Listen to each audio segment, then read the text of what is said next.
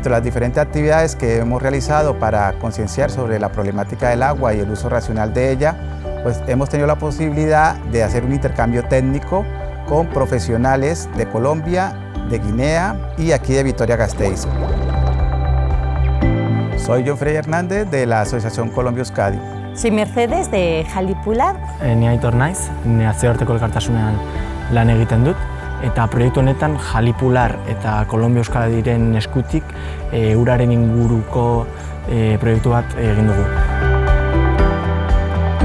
Hemos visitado las plantas de tratamiento de agua, de residuos de agua aquí en Vitoria y la verdad que es una experiencia muy importante porque le sirve a los profesionales, en este caso al ingeniero que vino desde Colombia, para conocer sistemas de funcionamiento sobre la limpieza del agua. El pasado 22 de marzo fue el Día Internacional del Agua y entre las tres entidades preparamos diversas actividades en la Plaza de Celedón.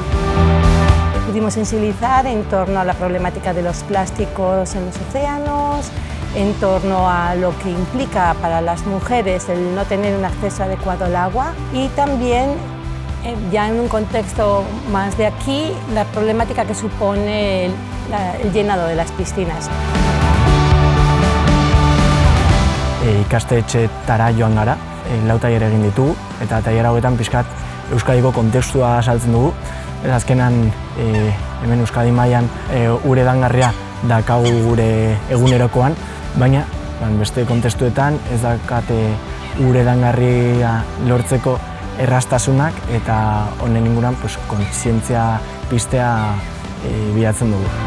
Azkenean eraldaketarako agenteak gazteak dira.